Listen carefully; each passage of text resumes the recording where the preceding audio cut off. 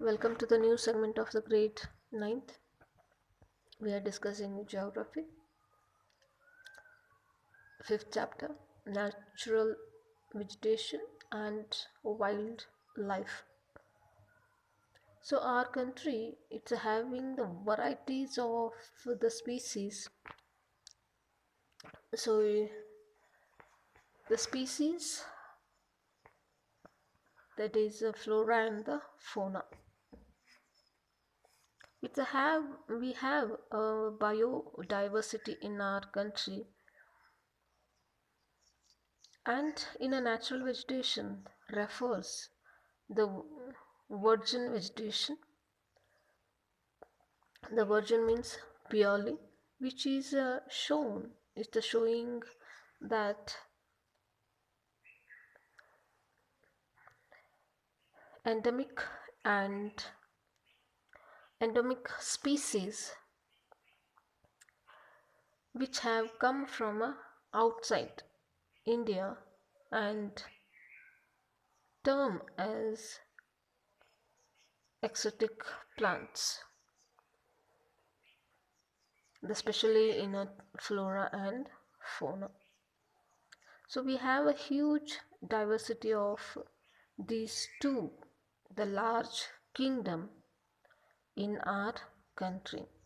So for development of these, the main factors, it will be effect. So which are those factors the helpful for to the growing of flora and fauna of our country? The first one, it is land. So it will come under a relief.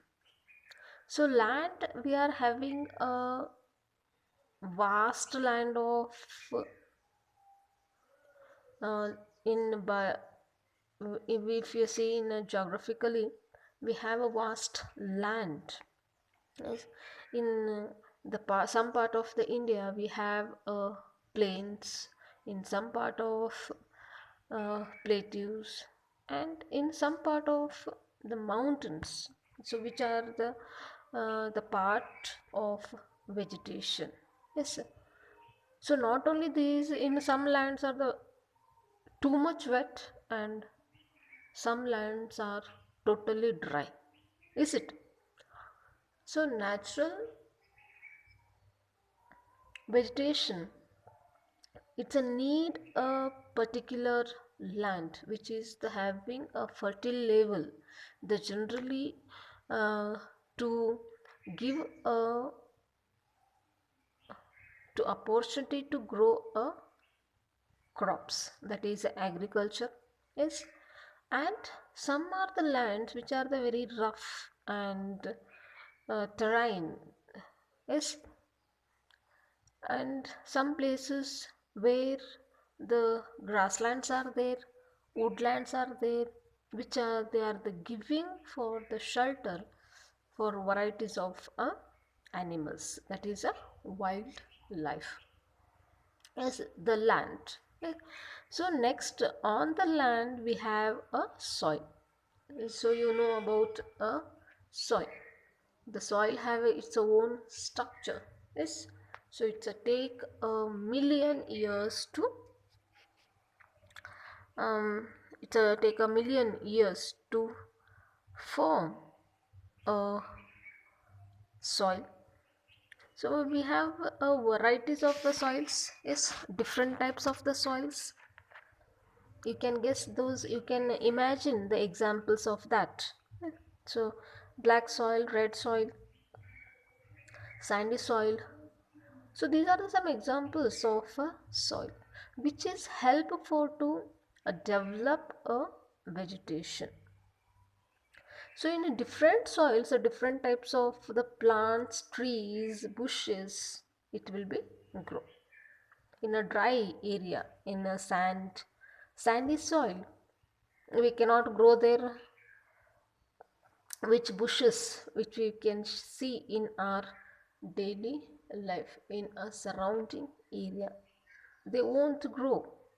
In it is secondary that in a where the oasis are present in a desert area, there the possibilities are there, the growing of bushes. Yes, I am talking about now the sandy soil of the desert. It will be support for to the growth of cactus and thorny bushes. In the opposite of that, in a wet and marshy land, so these soil, that is deltic soil, those are helpful for to the support of mangrove and deltic vegetation. So in hilly slopes, you can see that in a hilly slopes, the depth of a soil, the having a conical trees, yes, conical trees, which they are in a soil. When we are the seeing in a different places, they are the having a different quality of and support to the growth of trees, bushes and plants, even though for the animals, yes. So they are all interconnected, they are the totally interdependent to the each other, the land, soil, temperature, climate, human beings, yes.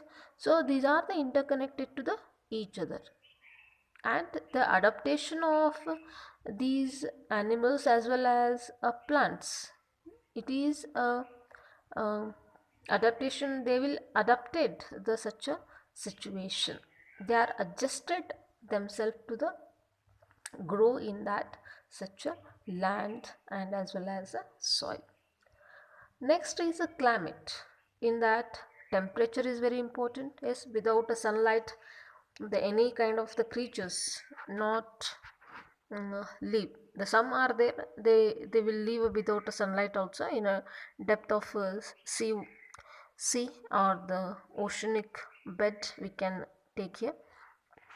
The character and extent of vegetation, the mainly determined by a temperature. Yes, so humidity in the air and precipitation and soil, these are uh,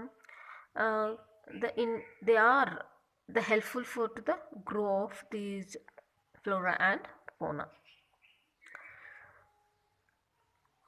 So, some in a hilly slopes of the Himalayas and the mountains, hills in a peninsulas, which is the above the height of 915 meters, they will the temperature it will be fall down, and it will be affect the types of the vegetation which they are the growing, and it is just changes in a tropical and subtropical places and temperate and alpine vegetation. Yes, so the where you just see the flora and the fauna when we are discussing the vegetation as well as wildlife, the animals and plant plus we means human, they are the part of this natural vegetation and wildlife.